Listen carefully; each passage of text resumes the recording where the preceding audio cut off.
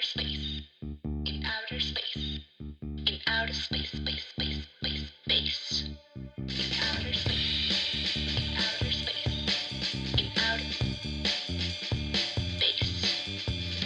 All right. Welcome to episode 0000014 of the Vast Differences podcast. I'm Thug Life. And I'm Charity. And today we're going to talk about glasses. time travel. But first, an advertisement from our advertiser. This episode of Vast Differences podcast is brought to you in memoriam of Thug Life's grandfather who passed away recently. Oh no! When Thug Life was a young child on the farm, his grandpa told him, "Thug Life, you get yourself out of Oklahoma. There ain't nothing for you here." Oh, maybe he said it more like this. "Thug Life, you get yourself out of Oklahoma. There ain't nothing for you here." And Thug Life listened to his grandpa's advice. And as a result, he's now a famous podcaster traveling the world and would like to think that his grandpa is listening down from heaven, even though when he was alive, he didn't even have the vaguest idea that podcasts exist. And now, this is serious. One full episode of complete silence to respect Thug Life's grandpa's memory.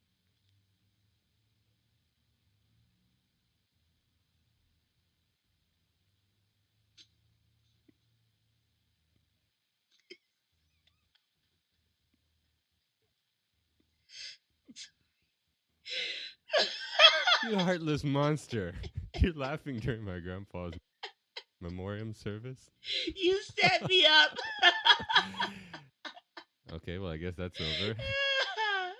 You set me up because the people can't see what you're doing. I'm not doing anything. I'm sitting in Making me laugh. stoic, respectful position. You were not. Honoring my grandpa's memories. Aw, is that true? Yeah, he passed away. Oh, man. He was really old, though. It was time for him to go. He was, he lived a long, full life. He was a great pawpaw.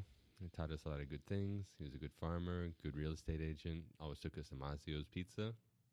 So we have lots of good memories. from Yeah, him. well, I'm sorry to hear that, but Speaking of dead things, my earphones broke segue. because of Benjamin Franklin. Explain. So I had a layover in Mexico City, from Lima to Mexico City to Oklahoma. When I got to the airport, I heard an announcement that said, "Flight to Oklahoma City will depart out of gate E4." My flight was supposed to be for 9:30. I looked at my phone. It was 9:20. Oh, boy. Oh, no, I've only got 10 minutes between these flights to run all the way over there. So I was running full sprint, like sweating, flying off of me. Like I didn't even care that I looked like a maniac, but just hauling across the airport because it was such a long way. And so I was running as fast as I could. I looked at my phone. It's like 9:28. I was imagining in my mind when I get there to the gate yelling, "Don't let that plane leave. I have to get on." And then as I start to approach the gate, I see everybody just chilling out in the waiting area, being totally calm. And as I'm sprinting, I look up to the display, and it says local time, 8:30. And I realized that it was an hour early. So I just kept running. I didn't want to stop. I was too embarrassed, so I just kept sprinting. 45 minutes later, I went back, and probably they'd forgot about it. But that... But the point of the story was that in the crazy sprint, my headphones, my favorite headphones that I've had for several years, they were so nice, are broken now. Were they over the ear or in-ear headphones? They were over the ear, wonderful audiophile, beautiful headphones. And now How they're did broken. you break them? Running. Benjamin Franklin started daylight savings time for some crazy unknown reason. It's complete nonsense. And it's not even a global thing. When will It's the madness basically end? Only America and one other country. Benjamin Franklin. That bald, bespectacled son of a... that kite-key electrocuted mother fricker. I'm going to bleep this out so it sounds like I'm actually... What? Wait, so how did you break your headphones while running? I was running fast and things were flying around everywhere and it got broken. But So your headphones flew off your neck? Head? No, the details don't matter. The point is Benjamin Franklin is an awful person. No, I think you're blaming Benjamin Franklin when it sounds like user error. So you're okay with just arbitrarily How do changing the you clock break every your 6 headphones? months and letting havoc ensue? No. I am like a dog with a bone. I am not letting this go. I want to know how you broke headphones while running. The headphones were resting peacefully over the strap on my carry-on bag. Uh-huh. When I'm running, carry-on bags flying around, headphones are hitting into my body, headphones are hitting into other people, into the Cinnabon, into who knows what. Part of the ear thing came flying off while I was running. I was running fast, probably like 20 miles an hour. Oh my God. I can't believe that you're not on board for insulting Ben Franklin, though. I don't know, because It's you would. surprisingly fun to hurl insults. I would have been on board, but you didn't answer my question adequately, so I had to keep going back to it because I wasn't satisfied with the answer you gave me. And now that I am satisfied with the answer you gave me, I'm just like, Okay, well, I'm still very upset with him. I can't believe that we're still allowing this nonsense to continue. When will the madness end? probably never, because, people are stuck on it now. That man ponytail capri wearing colonial era Illuminati son of a. Capri wearing. Haven't you seen any costume of Benjamin Franklin? He always has a suit with capris. I don't call them capris, I call them knickers. Knickers. Are you British? No. Jolly good. Jolly good, They Charity. just don't like capris. Would you fancy a spot or tea, Harry Potter? And they don't look like pants. So what else could they be? Knickers. Oh yeah, you're probably right. Or breeches. That's the word. Breeches. Those are his breeches.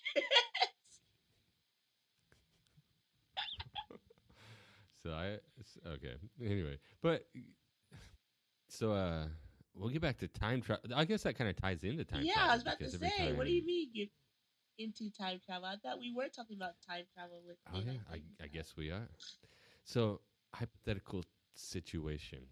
Okay. Say in episode 000010 of the Vast Difference podcast, something causes Kim Jong-un to listen, and he's going to destroy the world as a result.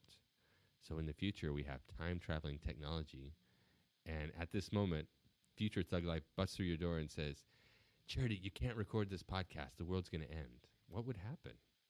If you bust in my door right now, that'd be crazy. I'd be talking to you and then talking to you at the same time. I don't know how I'd feel about two Thug Life. But future cyborg Thug Life. Robot Thug Life. You're going to become a robot? Yeah, I mean, by episode 100, we'll probably all have robotic. You're going to stay old school? Yeah. Bionic? Yeah, man. I like not being a robot.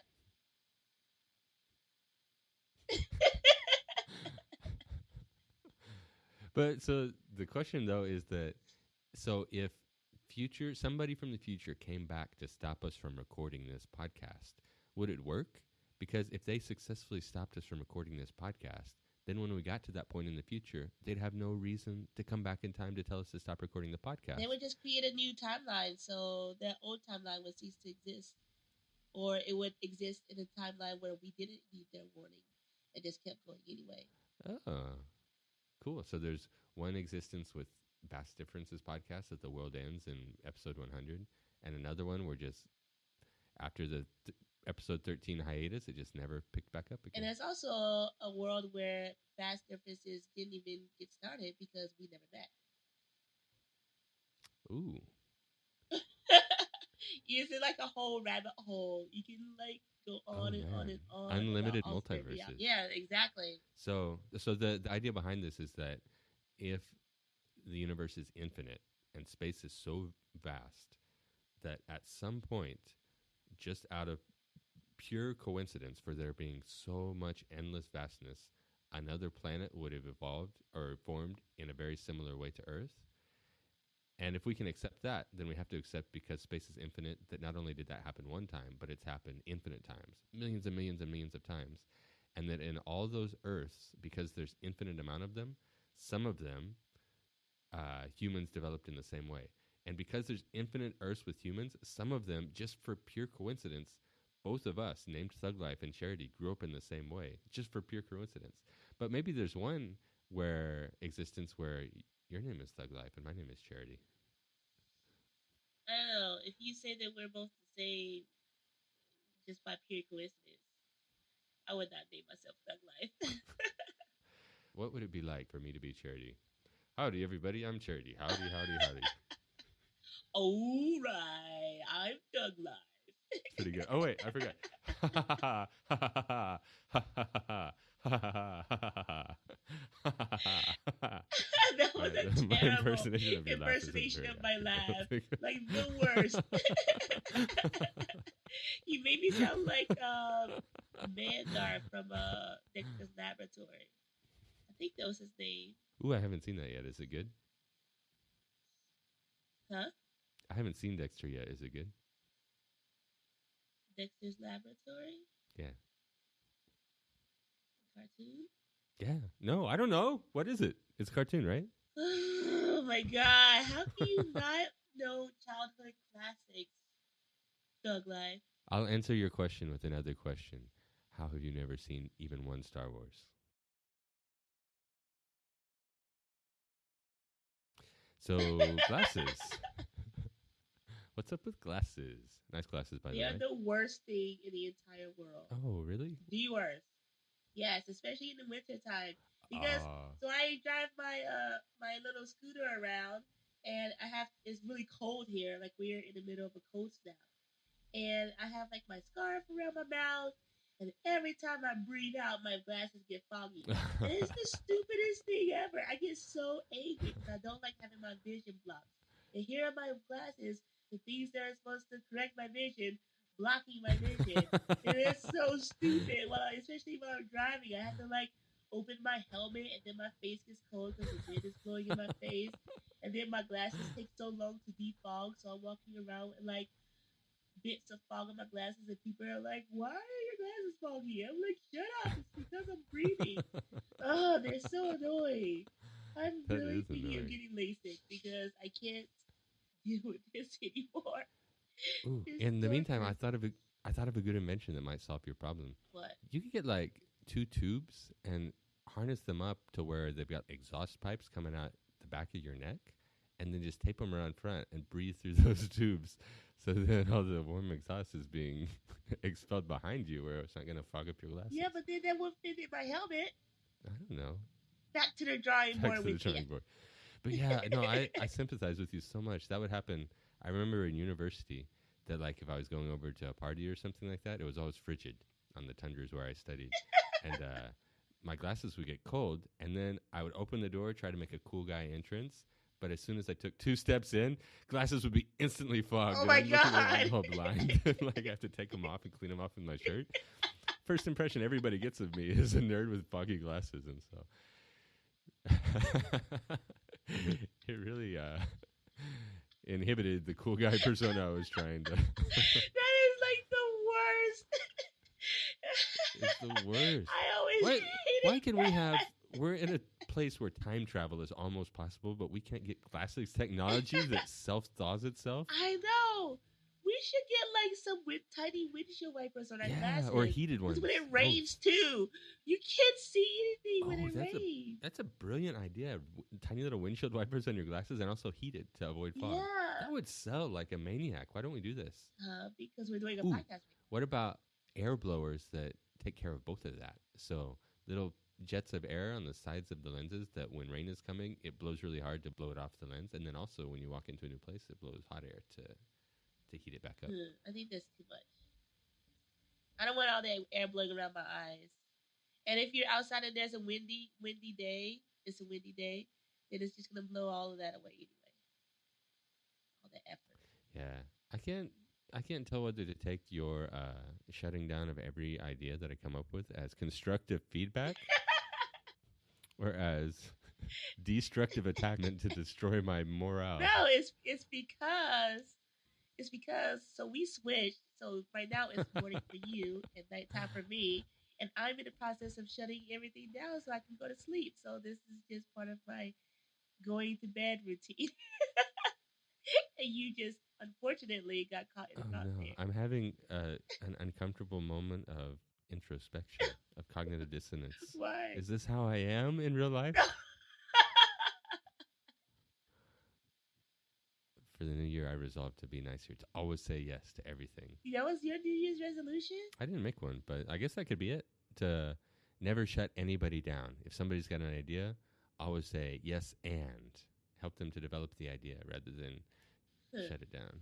Then you would be like that talking box, what's it called? the drive-through. What's it called? The drive-through.